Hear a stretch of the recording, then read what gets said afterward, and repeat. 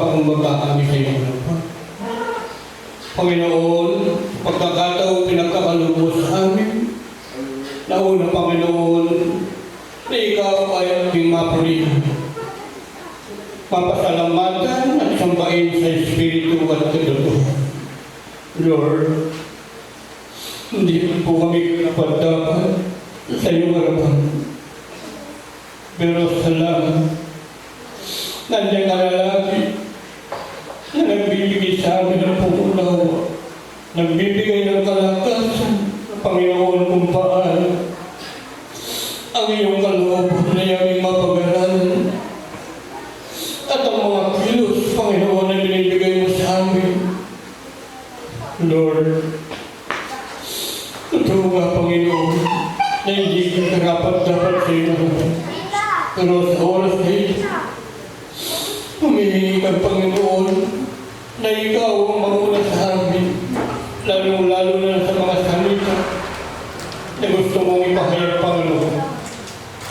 Pangunaan mo po kami, Panginoon, sa gawain pinagkakaloob sa amin. At ikaw ang may taas sa oras na ito. Lord, wala po kaming magagawa kung wala ka sa amin.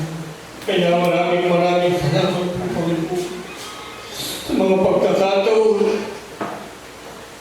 na binibigay mong kalakasan. Lord, napakahirap po, Panginoon, sa aming nagpapayagan ng mga salita. Hindi namin alam po ang pinapagawa mo sa amin, pero salamat dahil sa pananampalataya natin, sa pagtitiwala na hindi mo kami iiwan, na hindi mo kami papapayagan. Nandito kami, Panginoon, sa iyo harap, para nagsusubik ang Panginoon na mga utos buhay magmasok at ang iyong kalooban. Kaya, Lord, patawarin mo po kami sa aming mga pagkukulang. Patawarin mo kami sa aming mga nagagawang hindi pa karapat-dapat sa iyo para maging malinis kami, Panginoon, sa oras na ito. At ikaw ang magaling sa aming buhay. Panginoon, maraming salamat po sa mga ginagalit mo. Sa mga minsan, ay nagkukulang kami, namihina, pero salamat na niya kang lagi nagpapalakas na bawat isa sa akin. Kaya sa oras na ito, marapat lamang, Panginoon, na ikaw ang aming maitaas, na ikaw ang aming pasalamatan sa aming buhay. Dahil, Panginoon, na ikaw ay tinagbabago, hindi nagtatari, at ikaw, Panginoon, ang aming pag-asa sa ilahan. Kaya sa oras na ito, ano man po ang mga salita, Panginoon, na mabigkas, nawa, maging pakinabang sa aming lahat ng mga nakakarinig, at ikaw ang maitaas. Kaya ito, Panginoon, sa oras na ito, huwag mo, dahil ikaw ang tunay na Diyos namin nasumpungan at nagbibigay ng kalakasan, karunungan sa bawat isa sa amin. Kaya sa oras na ito, sa iyo kami nagpapasalamat, sa iyo kami nananalig nagpapasalamat sa pangalan ng Jesus. Amen and amen. So, napakabuti po ng Panginoon. Unang-una, sa atin na pinibigyan niya ng pagkakataon kung paano laging kalakasan, pangunawa. Kahit kung minsan naiisip natin ang ating mga nagagawa, na totoo kung minsan sabi niya sa kanyang salita, walang matuwid, wala kahit isa. Pero wala po nagkabaga ng Panginoon. Nandito tayo nagsusumikap, nagpupuwili dahil naranasan natin ang kabutihan ng Panginoon. Palakpakan po natin. At atin pong unang mabasahin, katulad po ng pambunga ni brother po kanina, yung pahayag puno 3. Kung paano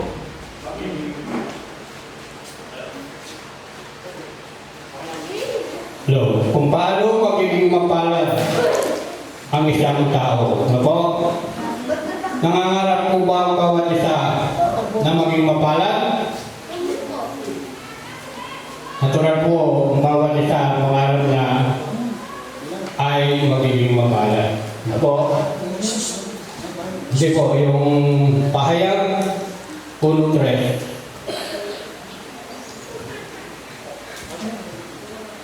Kaya tayo ay nandito, katulad po niyan kung paano tayo magiging mapalad ang bawat isa. Revelation. Pahayag. Tulad po ng salita ito, hindi lamang po basta mapalad. Ito sabi niya rito, mapalad ang bumabasa.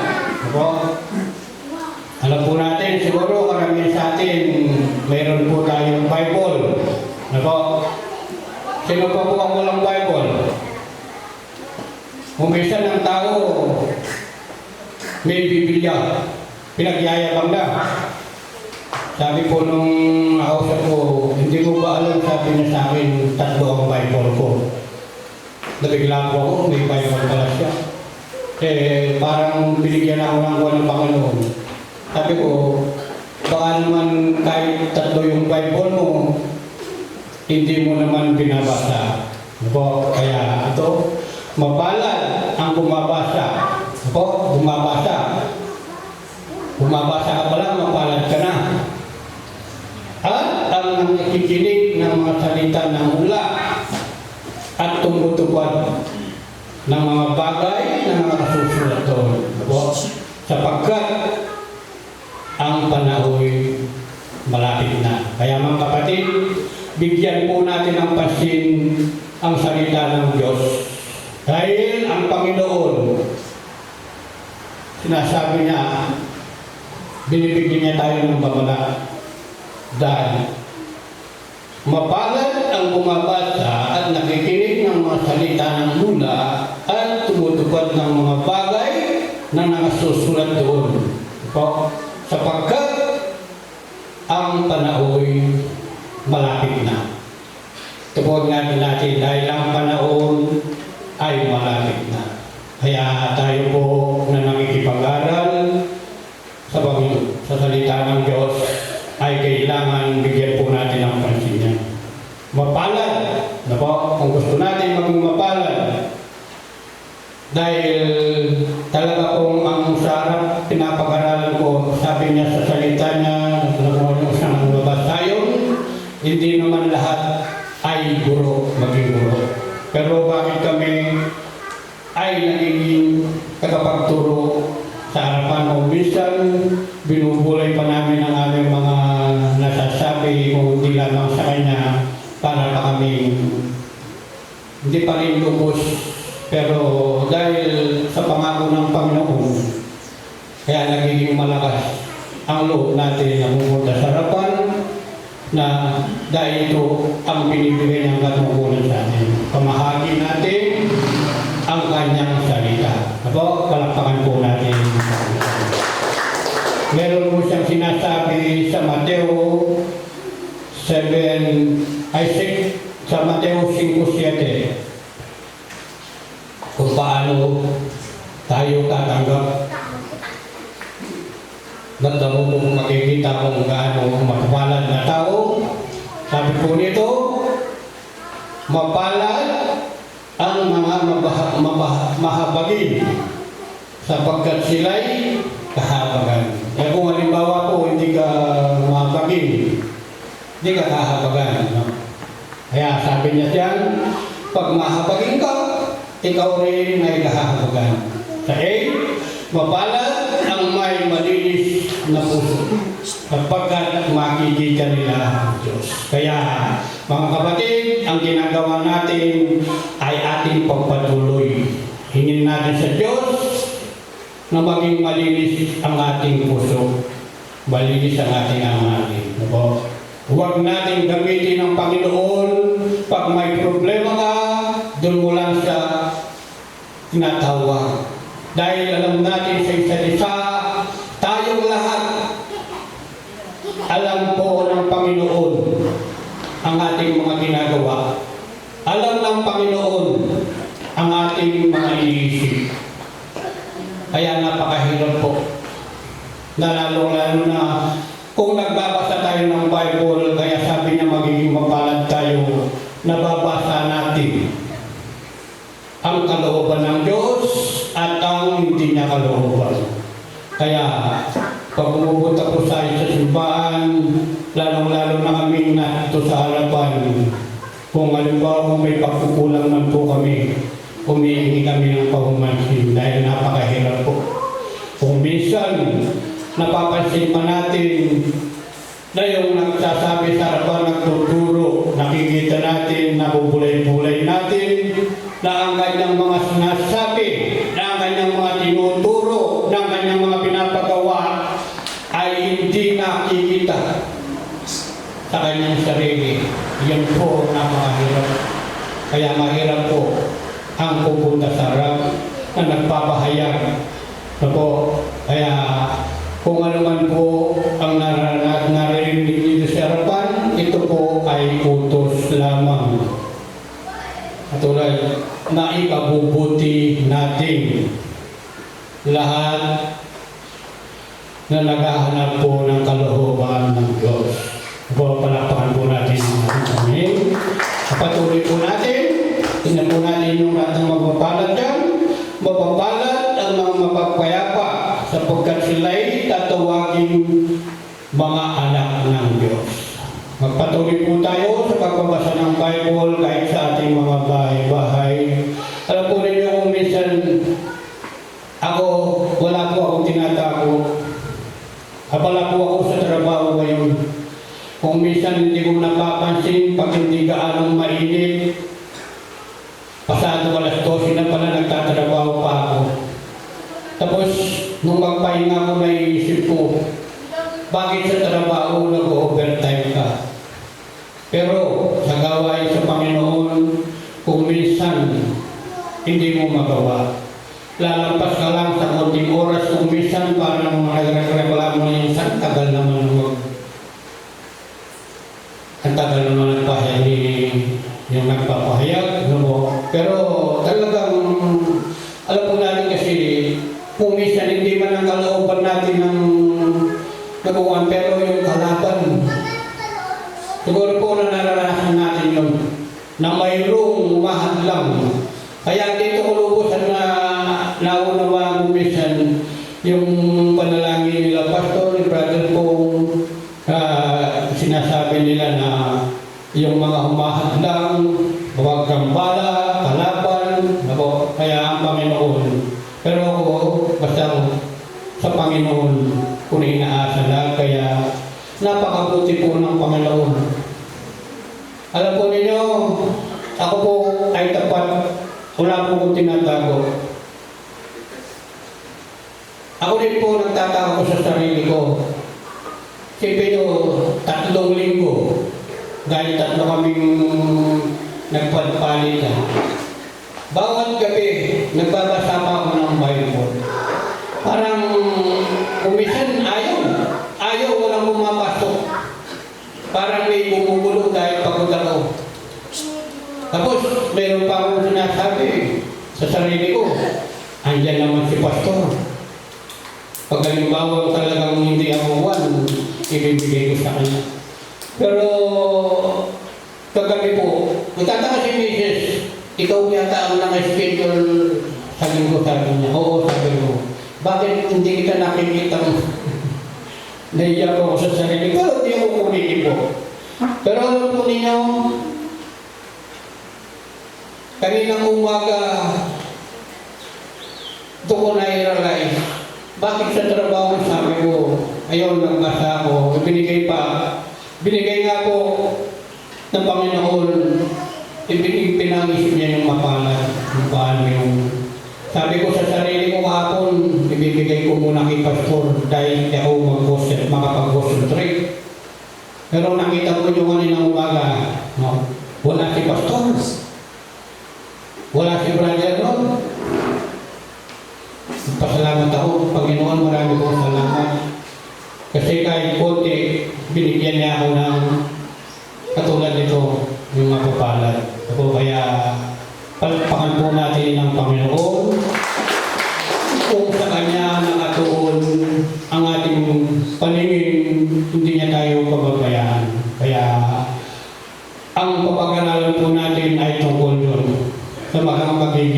mapalad. Sino po ang nangangarap na hindi mapalad? Natural lamang.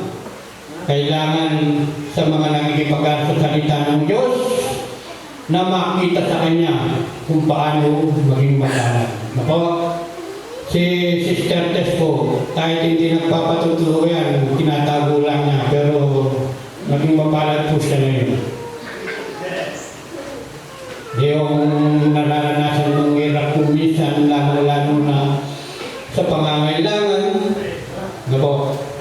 At naalala ko po pala, hindi nabanggit ng ating MC na meron tayong isang bisita. Yung pong kasama ni Sister Rose. Ako po ni Apollo. Naisama po niya.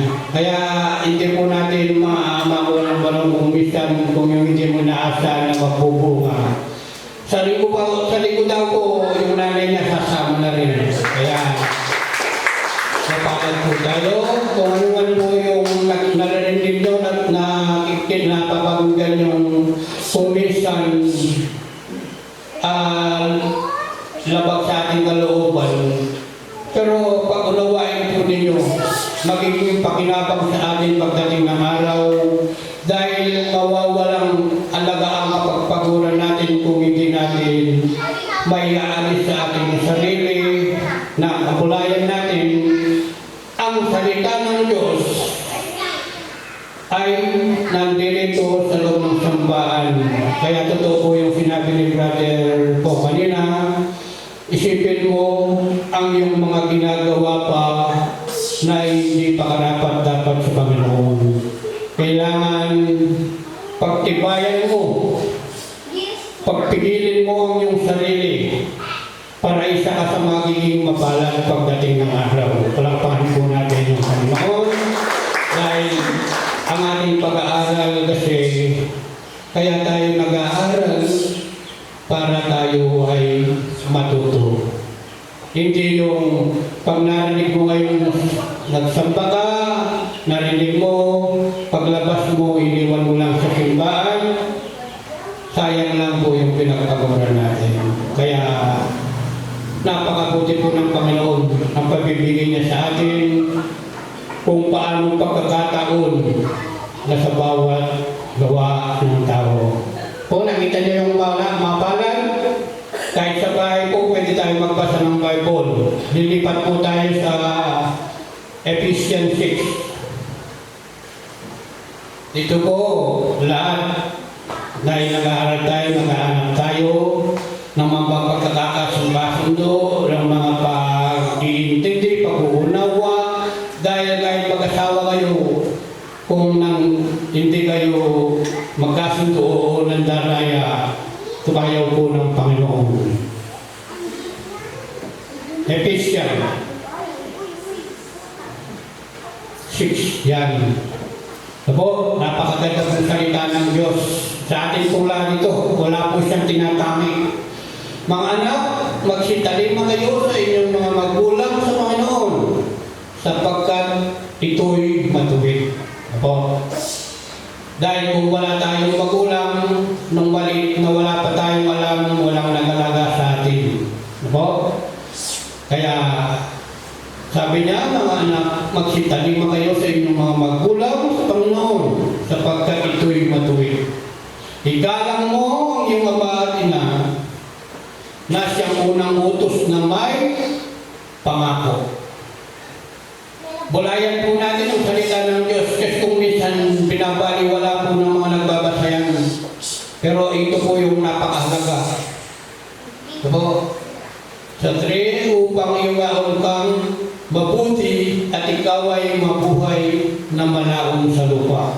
Kahit nandito ka pala sa lupa, ang iyong kabuhayan ay nakikita parang hanggang 4, at kayong mga ama, huwag ninyong ipamungkay sa galit ang inyong mga anak, kundi inyong turuan sila ayon sa saway at aral ng Panginoon. Di ba ba? Tulad ng mga bata, ng mapuni akong Berta, bata pa, andyan na. Napo, samantalang yung sa atin may pamilya na, mahirap nang ibaluktot. Pero habang bata pa, habang malambot pa, pero huwag po tayong magsawa. Dahil sabi ng Panginoon, siya ang lahat ng nakakalam dyan, lahat ng pangyayari may kapahintutan ng Diyos. Kaya napakabuti po natin sa oras na ito na nakarinig ng mga salita ng Diyos na binibigyan niya ng pagkakataon na huwag tayong maginawa sa paggawa ng mabuti dahil tayo ay aamin kung hindi tayo magsasawa. Dito po sa Tito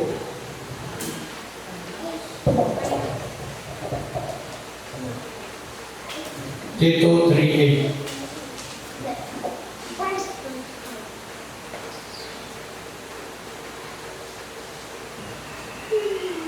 Ocho.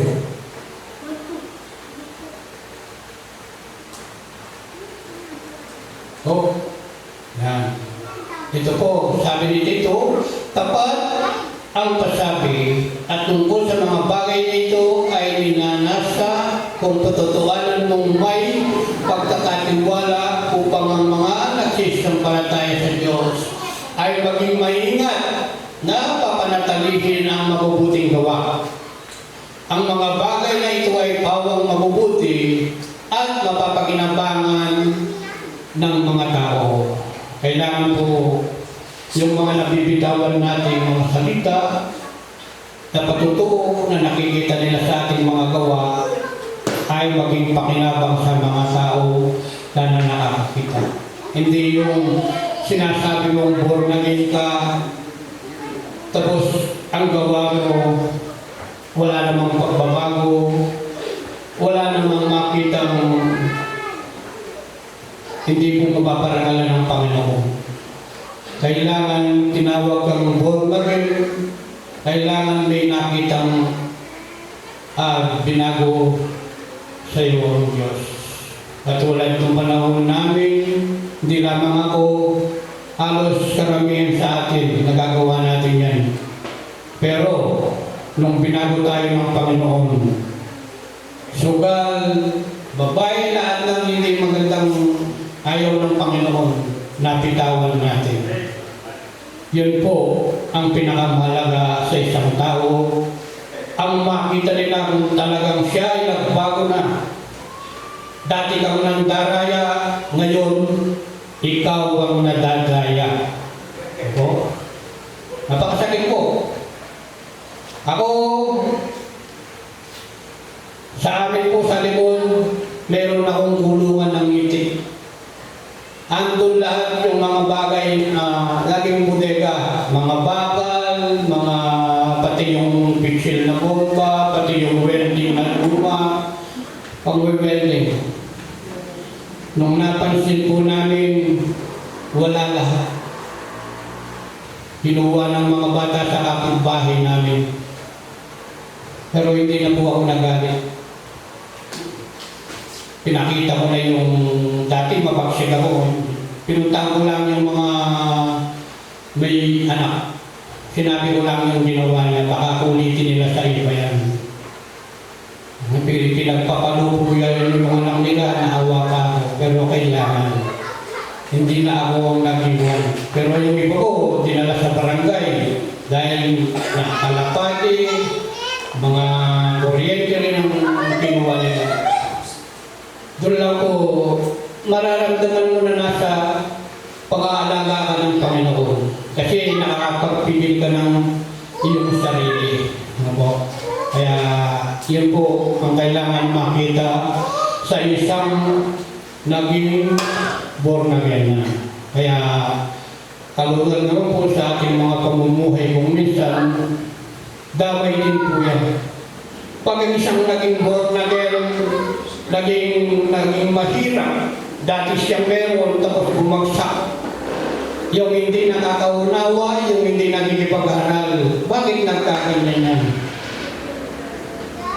Nako, walang liwanag. Pero ang sabi niya sa salita niya sa Mateo 3:36, nako, ando siya, pagsumigatan mong sa lahat na pagalihan ka ng Diyos at mamuhay na ngayon sa kanyang kalooban at ang higit mong kailangan ay kanyang idaragdag. 6:33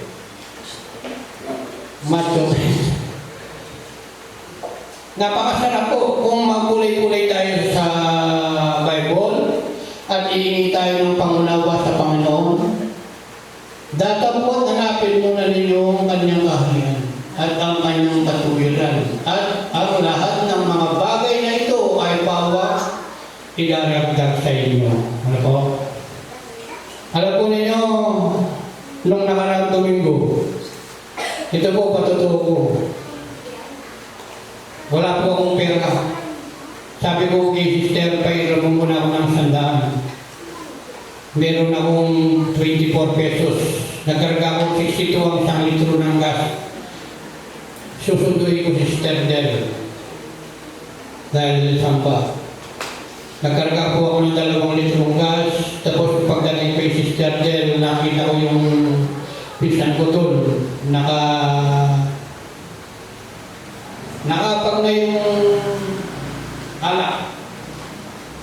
Tapos sabi nila sa akin, bibili sana ako ng pato sa iyo, kaya lang kahapon pa yung birthday ko. Meron ka bang pato? Meron na ako.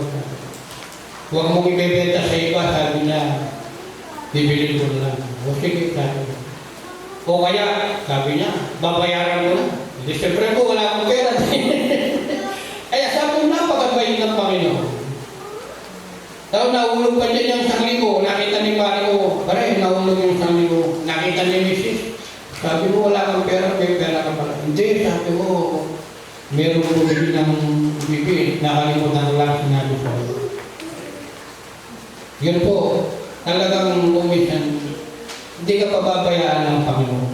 At ang isa pa po doon, problemado pa ako sa mga patong dahil wala na akong pambili ng pagkain nila. Wala na. Kaya yung nabenta ko, binili ko na lang ng pagkain nila isang sabo. Kaya palakpakan po natin. Huwag natin itako, yung hindi dapat itako. Talagang dumadaan sa atin yan. Talagang kailangan dumanas tayo ng pagsubok. Dumanas tayo ng huwag mo lang kailan na wala ka na nga, nagyayabang ka pa. Ayaw na ayaw po ng Panginoon. Kailangan maging tapat tayo sa Diyos.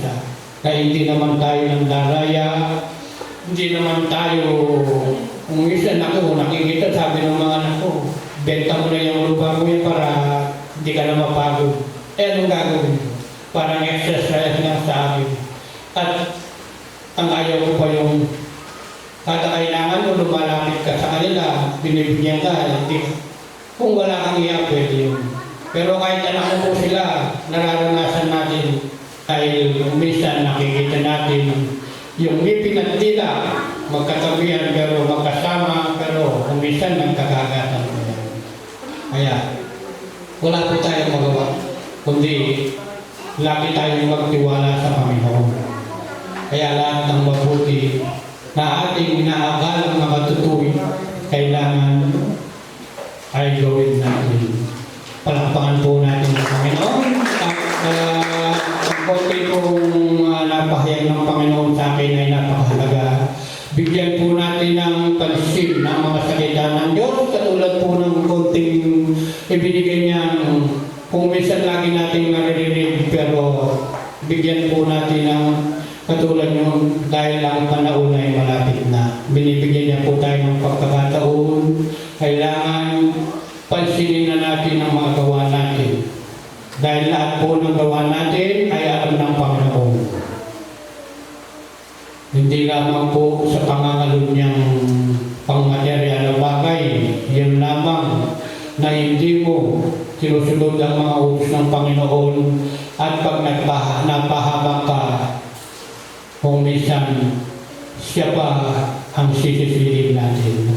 Kaya sabi niya, doon sa mga ngaral 12, 13, 14, isa lamang ang aking masasabi.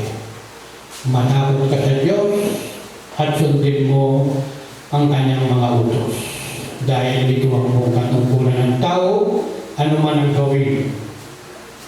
Mabuti o masama ay ang walihim ay pagsusulit natin sa Diyos. Napakabuti po, huwag na po natin dayain ang ating sarili, magpakatotoo tayo sa harapan ng Panginoon dahil ang panahon ay malapit na. Sayang lamang po ang ating pinagpaguran na dapat makita natin ang kalooban ng Panginoon dahil ang gawang spiritual ay napakalaga ngayon. Dahil kung sa material tayo pwedeng salaman, kapahamakan po.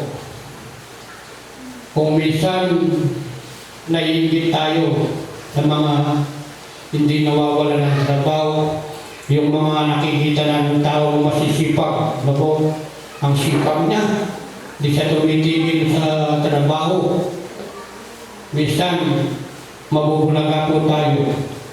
Meron pong nangyari sa amin, ang sipag-sipag niya, babae.